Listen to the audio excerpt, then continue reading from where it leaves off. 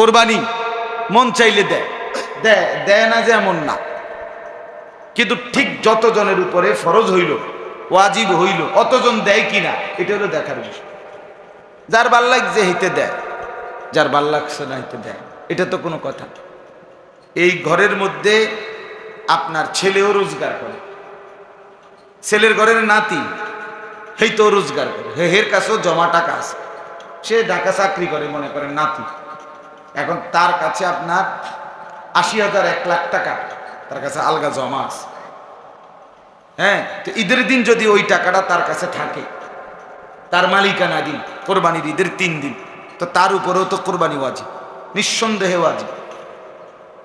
তো হে যে কোরবানি দিল না, দিছে তো, আমরা ঘরে তো দিছে, হের হিসাব হইল কি, আমরা বাড়িতে কি দিছে, দাদার নামে তো কোরবানি দিছে, তো দাদার নামে কোরবানি দিছে, গোস্ত না খাওন, তো গোস্ত তো খাইতে আছে, তো কোরবানি মানে কি শুধু গোস্ত খাওয়া? তো তাইলে বলেন, দুই ভাই মনে করেন দুইজনেই চাকরি করে, খুব টাকা না থাকুক, কিন্তু ৮০,০০০, ৯০,০০০, ১,০০,০০০ টাকা, 52.৫ ভরি রূপার দাম যা।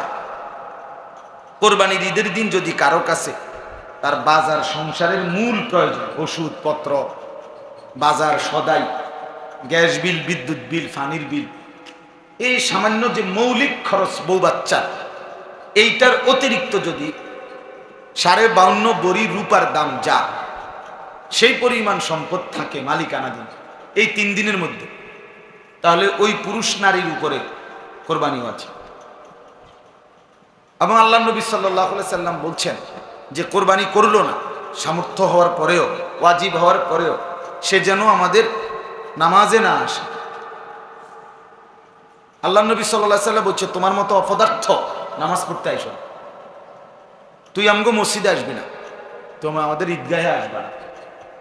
কত বড় ধমক, কত বড় ধমক বলেন। মনে করেন 52.৫ ভরি রূপার দাম যদি ১৩৫০ টাকা করে এক ভরি হয়, আমি কিছুদিন আগে, ৩-৪ দিন আগে আমাদের কুমিল্লায় মুরাদনগর একজন বড় স্বর্ণকারের জিজ্ঞাসা, উনি বলছে ১৩৫০ টাকা এক ভরি রূপার দাম, স্বর্ণ না। তাহলে 52.৫ ভরির দাম ৭১,০০০ টাকার থেকে ২০-৩০ টাকা কম, তাহলে ৭১,০০০ টাকা। তো এই কোরবানির ঈদের দিন ৭১,০০০, শহরে কোথাও কোথাও ১৭৫০ টাকাও আছে। তো ঠিক আছে, ধরে নিলাম ৭০-৮০,০০০ টাকা যার কাছে কোরবানির ঈদের দিন অতিরিক্ত আছে, ব্যাংকে আছে, সমিতিতে আছে, কারো কাছে হাওলাত দিয়ে রাখছিল আছে, অথবা এমনি জমা আছে, মূল বাজার খরচা, সংসারের মূল প্রয়োজনের অতিরিক্ত ওই মুসলমানের উপরেই কোরবানি আছে। এমন প্রত্যেকে দিতে হবে, ফ্যামিলির সদস্য কামাই করা যতজন এত এই পরিমাণ টাকার মালিক, ওদের সবাইকে দিতে হবে। ২ ফুট শহরে চাকরি করে বা বাজারে ব্যবসা করে, দুজনেরই ছোট ছোট দোকান হোক, কিন্তু দুজনের কাছে জমা টাকা আছে ৮০,০০০, ৯০,০০০, এক আলগা পিডিয়ে বাফেরে কইছে, এগুলো তার কাছে ব্যক্তিগত আছে সঞ্চয়। এখন কোরবানির উপলক্ষে 2 ভাই আপনার মিল্লা ১০,০০০ করে ২০,০০০ বাফের হাতে তুলে দিছে, যেহেতু একসাথে বাপ থাকে, খায়, সংসার ভিন্ন হয়েছে না মনে করেন, তাহলে এখন বাফে আরো ১০,০০০ টাকা দিয়া মিলাইয়া ৩০,০০০ টাকা দিয়া এক শরিক কোরবানি দিছে বাপের নামে, অথবা মার নামে দিছে, বাপ মা দুইজনের নামে 2 শরিক দিছে। আচ্ছা ধরে নিলাম, তো এদের কোরবানি তো হইছে, ঠিক আছে, কিন্তু ছেলেটার কাছে যে ৭০-৮০,০০০ টাকা জমা আছে আলগা, তো এই কারণে এই ছেলে ওই ছেলে দোনো ছেলের উপরে তো কোরবানি আছে। তাহলে এরা যদি বাফেরে বাঁরে টাকা দেয়, এই কারণে তাদের কোরবানির হুকুম আদায় হবে না, তাদের কোরবানি হবে না, ওনাদেরটা হইছে।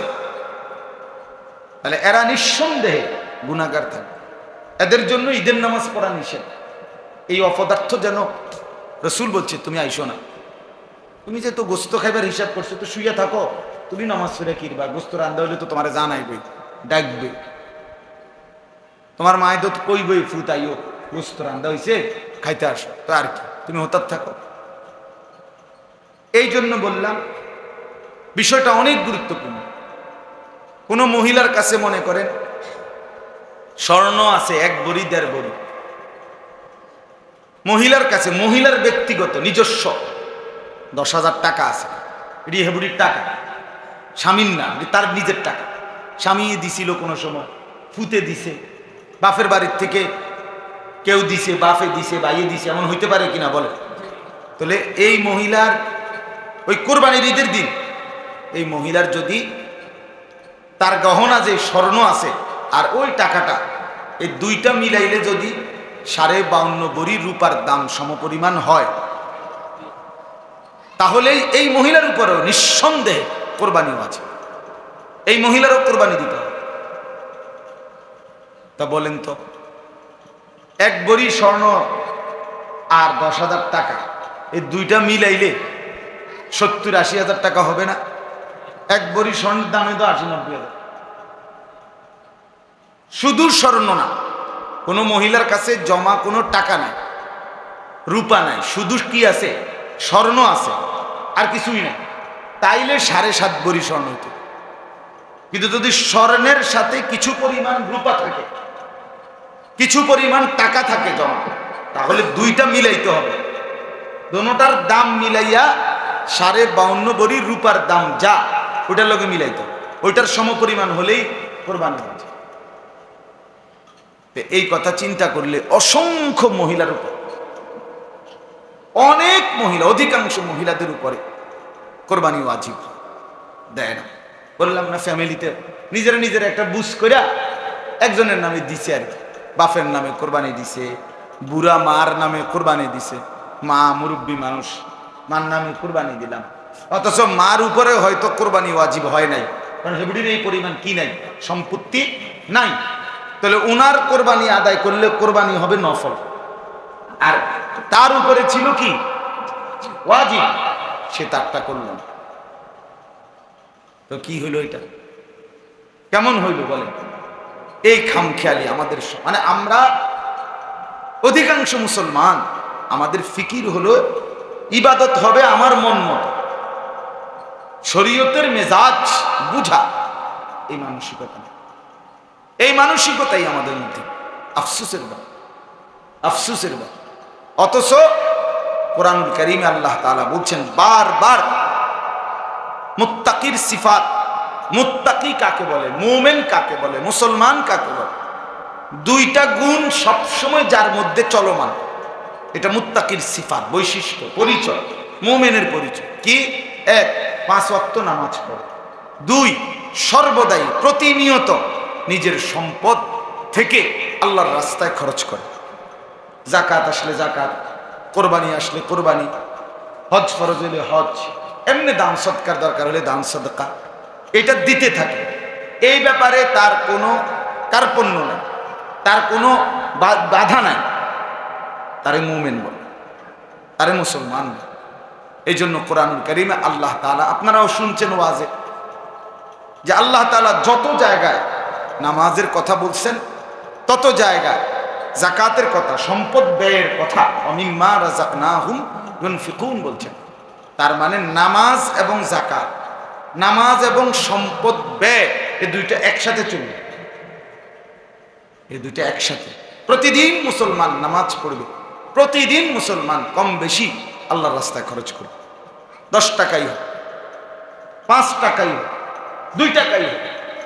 নবী সাল্লাল্লাহু আলাইহি সাল্লাম বলছে ইত্তাকুন নার ওয়ালাউ বিশিক্কি তামার, জাহান্নামের আগুন থেকে নিজেকে বাঁচাও আল্লাহর রাস্তায় দান করে, কিছু নাই প্রয়োজনে ওয়ালাউ বিতামারাতিন, একটা খেজুর দিয়ে হলেও, ছোট্ট একটা খেজুর দিয়ে হলেও নিজেকে জাহান্নাম থেকে বাঁচাও। এরপরে নবী সাল্লাল্লাহু আলাইহি সাল্লাম বলেন ফা ইল্লাম তাজিদ, খেজুরও নাই, ফা বিশিক্কি তামার, তাহলে খেজুরের যে ভিতরে আটি দানাটা, খেজুরের দানা আছে না একটা, এই পরিমাণ কিছু দিয়ে হলেও দান করে জাহান্নাম থেকে বাঁচো। তাহলে কি বুঝাবে? ছোট হোক, একটা চকলেট হোক, একটা বুটের দানাই হোক, এটাও আল্লাহর রাস্তায় কাউকে দাও, একজন অভাবীকে দাও। রাসূলুল্লাহ সাল্লাল্লাহু আলাইহি ওয়াসাল্লাম বলছে মুসলমান মানে দান। হাদিসের মধ্যে আছে ঈদের দিন রাসূলুল্লাহ সাল্লাল্লাহু আলাইহি ওয়াসাল্লাম ঈদের দিন খুতবা দিছে সাহাবীদের সামনে। দিতে গিয়ে 3 বার বলছে তাসাদ্দাকু তাসাদ্দাকু তাসাদ্দাকু, তোমরা আল্লাহর রাস্তায় সাদাকা করো, সাদাকা করো, সাদাকা। ঈদের দিনও বলছে।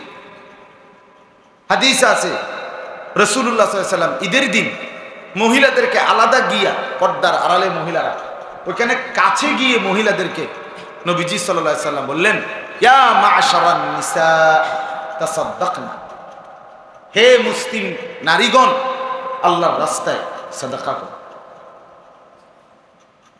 ঈদের দিন পর্যন্ত গুরুত্ব দিছে।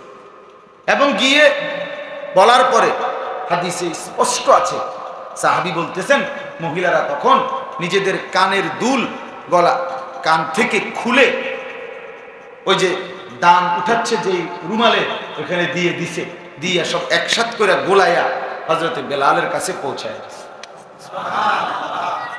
স্পষ্ট হাদিস, এবারে বুখারী মুসলিমের হাদিস।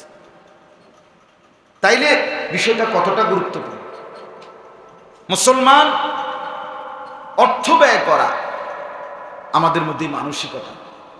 এই 10টা টাকা, 100টা টাকা, 500টা টাকা একটা মসজিদ মাদ্রাসার জন্য বাহির করতে গিয়া একজন আলগা হুজুর দাওয়াত দন লাগে যে হুজুর আমনের দায়িত্ব হলো শুধু কালেকশন। এবার 1.5 ঘন্টা ওয়াজ কইরা কাউসালি কইরা কত ভাবে 7 সমুদ্র 13 নদী ঘুরাইয়া গাড়াইয়া কোতাইয়া কাট কইরা বহু কিছু কইয়া আল্লাহু আকবার বেটার ঘাম বাইয়া বাইয়া পড়ে, এবার থেকে 100টা টাকা পায়। এমন আশ্চর্য। অথচ মুসলমান সে স্বাভাবিকভাবেই, মুসলমান মানেই সে স্বাভাবিকভাবেই নামাজ পড়বে, স্বাভাবিকভাবেই আল্লাহর রাস্তায় খরচ করবে। এটা একবারে স্বাভাবিক গুণ তার।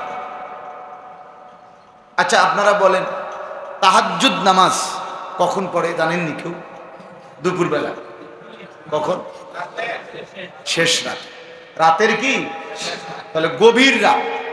এই গভীর রাতে তাহাজ্জুদ যখন নামাজ, এই নামাজটার কথা কোরআনুল কারীমে যেই জায়গায় আল্লাহ বলছে যে রাত গভীরের তাহাজ্জুদ নামাজের ফজিলত, ওইখানেও ওই নামাজটার কথা বলবার সময়ও ওইটার লগে অমিম্মা রাযাকনাহুম ইউনফিকুন,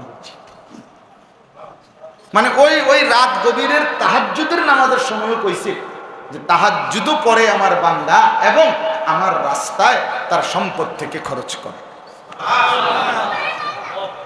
চিন্তা করেন, আমি ওই দূরে কখনো মাহফিলে গেলে, সিলেট বা ও আর কত দূরে, তো রাত্রে আসলে রাতের 1:30, 2টা, 2:30 বাজে, 3টা বাজে, অনেক সময় ও বিভিন্ন জায়গায় টোল দিতে হয়। টোল, ব্রিজের টোল আছে না, টোলের জন্য তো গাড়ি সিরিয়াল ধরে, ওইখানে একটু জ্যাম থাকে ছোট্ট। এই টোলের যেই জায়গায় মানে সবসময় রাত্রিবেলা অনেক সময় বিক্ষোভ থাকে, টাকা চায় যারা। তা আমি প্রায় সময় এই আয়াত এটা মনে হইলেই, এটা মনে কইরা ওই সময় রাতে 2:30, 3টা বাজে বেড়ার টাকা দেয়। আমি বলি যে সাথে কেউ থাকলে যে এটার উদ্দেশ্য হইলো ওই যে আল্লাহ যে বলছে রাত গভীরেও বান্দা আমার সম্পদ থেকে কি করে? খরচ করে। তো এটা বুঝাইলাম আর কি। তো আল্লাহ তাআলা চায় মুসলমান মাত্র তার 2টা সিফাত কি কমন গুণ, এটা তার একদম জেনারেল গুণ, সাধারণ স্বাভাবিক গুণ। মুসলমান মানেই নামাজ পড়বে, মুসলমান মানেই আল্লাহর রাস্তায় কি করবে বলেন না, এটা স্বাভাবিক গুণ। হুজুরে বেশি কাউসালি করতেছে, একারে বেচারা ঘাড় ফালাই দিছে, তুই গিয়া বড়া 100টা টাকা দিছে, যা আর টাকার মায়া করে লাভ নেই। যেভাবে বেচারা হুজুর আবদার করতে আছে এরপরে কেমনে না দিয়া পারে, এটা বুঝি কথা হইল, এটা বুঝি একটা মুমিনের সিফাত হইল। আপনারে বুঝি আতফাও দইরা এককারে পাওয়াতে দইরা বুঝি আমি আল্লাহ দোয়াই এইভাবে বলিয়া বুঝি আল্লাহর রাস্তায় সম্পদ ব্যয় করে। আপনি আখিরাতে যাবেন না? আপনি কবরে যাবেন না? আপনার নেকি লাগবে না তাইলে? এই জন্য আমি বললাম মুসলমান যাকাত দিতে গাফলতি করার কথা ছিল না যদি আখিরাত চিনত। কিন্তু আমাদের সমাজ, আপনি একজন করে জিজ্ঞাসা করেন এখান থেকে ওই মাথা পর্যন্ত, আলেম ছাড়া, ইমাম ছাড়া বাকিদেরকে জিজ্ঞেস করেন যে আপনি বোঝেননি যে যাকাত কার উপরে ফরজ? আপনি জিজ্ঞাসা দেখেন এখানে 100 জনের মধ্যে কয়জন বলতে পারে? আপনি জিজ্ঞেস করেন যে কোরবানি কার উপরে ওয়াজিব, আপনি শুধু এটা বলেন, কে কইতেন? কে জানে? ইডি হুজুর, আমনের হুজুর কাম এটা না আমরা কাম। তারপর আমনের কাম কিতা চাচা? আমার কাম বন খাওয়ান, বিড়ি খাওয়ান, চা খাওয়ান, আর টেলিভিশনে রাক্ষসের মতো আগ কইরা নর্তকীর নাচ দেখুন, এটা হলো হেবটার কাম। চাচার কাম হইল সাদোয়ানে গপ, সাদোয়ানে গপ, নর্তকী দেখা, নাচ গান দেখা, বিড়ি খাওয়া, সিগারেট খাওয়া, কথায় কথায় গালি দেওয়া, আর টেলিভিশনে নাটক সিনেমা দেখা। এই হলো হেবটার কাজ। এই ছিল কথা? কথা তো এই ছিল না বাপ। কথা তো ছিল যার বয়স বেশি তার আমলও বেশি। কথা বলেন না? যার হায়াত লম্বা তার আমলও তো লম্বা। কথা তো এই ছিল বাপ। 60 বছর বয়স, 70 বছর বয়স, আশ্চর্য জলজ্জান্ত বুড়া মানুষ মুসলমান, স্বাভাবিকভাবে এখনো বিড়ি সিগারেট খায়। কি পরিমাণ নির্লজ্জ লোক, কতটা নিকৃষ্ট বেহায়া মানুষ। এই জন্য আমি সবসময় বলি, আমি আর যদি কোনোদিন নাও বলতে পারি সমস্যা নেই, আপনি টেনশন করেন না যে এই হুজুর সাহেব আর কোনোদিন আইন না, নাই অসুবিধা নেই, একবার আইতেই যান শেষ। কথা বুঝেন? আপনি এই চিন্তা করেন লাগবে না। কিন্তু এটা বুঝে বললাম, বয়স্ক যে মানুষ তার তো পুরা ফিকির হওয়ার কথা আখিরাত, তার চলনে বলনে উঠায় বসে যে না রে বাবা, আমার আর সময় নাই, আমার আর হায়াত নাই, আমি আর বেশি দিন বাঁচবো না, আমার এখন আল্লাহ বিল্লাহ আখিরাত পরকাল। কথা তো ছিলই। উমায় বড়া অনো সাদোয়ানে বসে, এবারে এখনো প্রতিদিন 3 ঘন্টা 4 ঘন্টা নিয়ম মাফিক, রুটিন মাফিক টেলিভিশন নাচ গান দেখতেছে। আফসুসের ব্যাপার কিনা বল, আফসুসের ব্যাপার। দিন শিখবে কখন? আল্লাহর হুকুম জানবে কখন?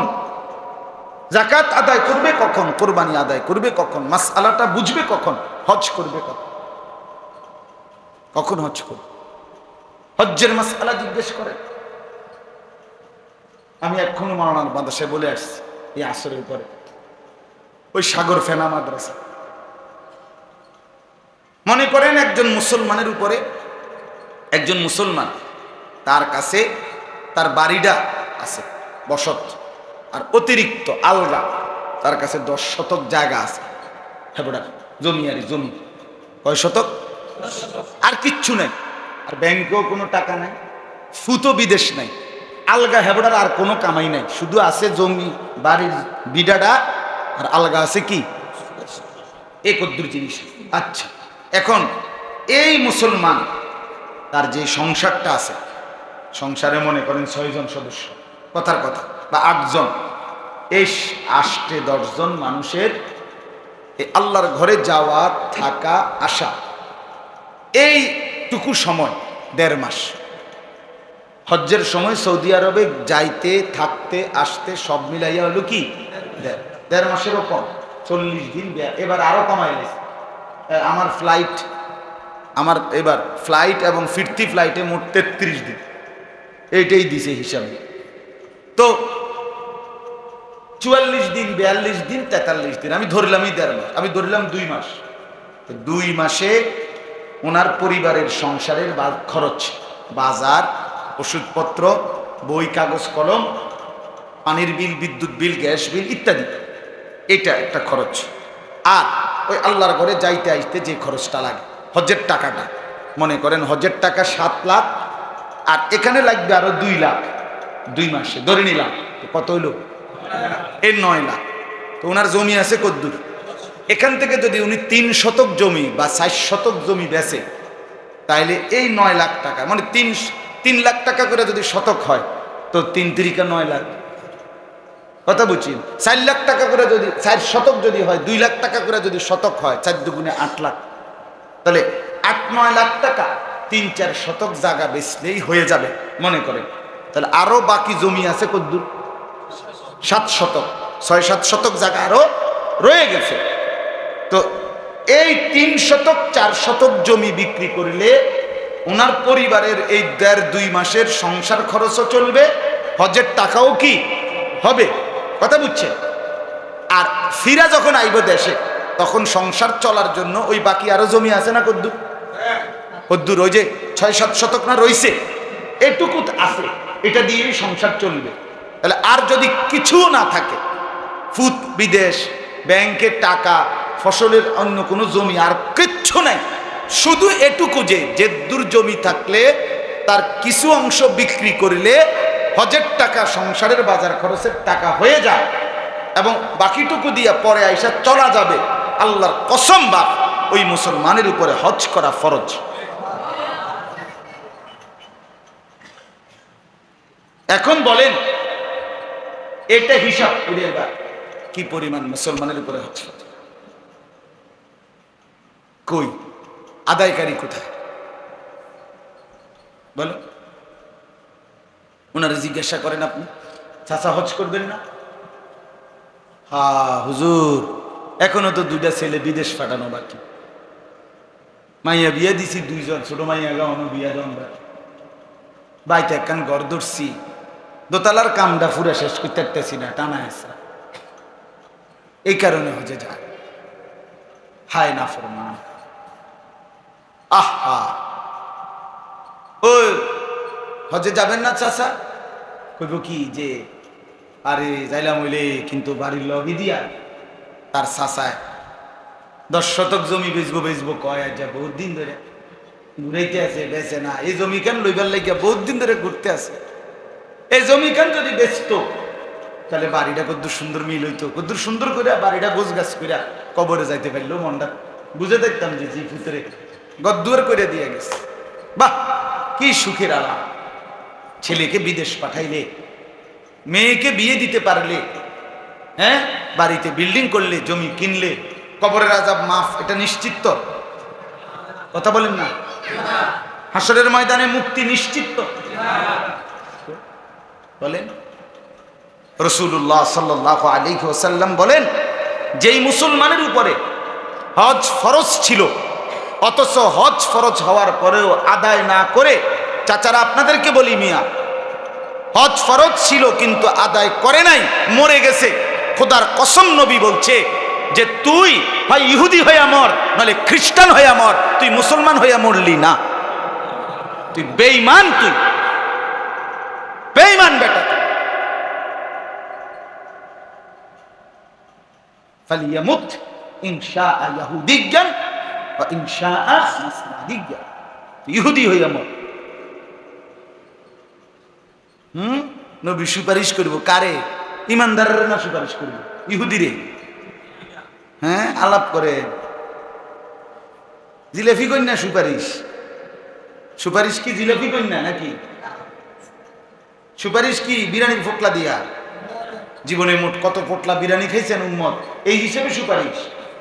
খিচুড়ির ডেকজি দিয়া সুপারিশ না? বলেন, ইনসাফের কথা বলেন, বলেন না চাচা, বাবা বলেন। রাসূলুল্লাহ সাল্লাল্লাহু আলাইহি ওয়াসাল্লাম বলেন, সে যেন ইহুদি হয়ে মরল, সে যেন খ্রিস্টান হয়ে মরল, মুসলমান হলো না। আহা, এত বড় ধমক আর কি হইতে পারে? এর চাইতে জঘন্য কথা বলেন চাচা, এর চাইতে মারাত্মক কোনো কথা হইতে পারে? এখন আমি যদি মিথ্যা বলি তো আপনাকে হুজুরে জিজ্ঞাসা, আপনাকে ইমাম সাহেব কোথায়, আপনি হ্যাঁ বলেন এটা রাসূলুল্লাহ বলছে কিনা বলেন। নবী সাল্লাল্লাহু আলাইহি ওয়াসাল্লাম সরাসরি বলছে, কি পরিমাণ মুসলমান আপনার, আহা কি সংসার গুছাইলেন, এই জি ফুড বউ বাচ্চার জন্য নিজের আখিরাত, নিজের মুসলমান পরিচয়টা পর্যন্ত কোরবানি করে দিলেন, জবাই করে দিলেন। কবরে গিয়ে দেখবেন কিচ্ছু নাই, আনিসুর রহমান আশরাফি ওয়াজ আখেরাতের ফেরিওয়ালা।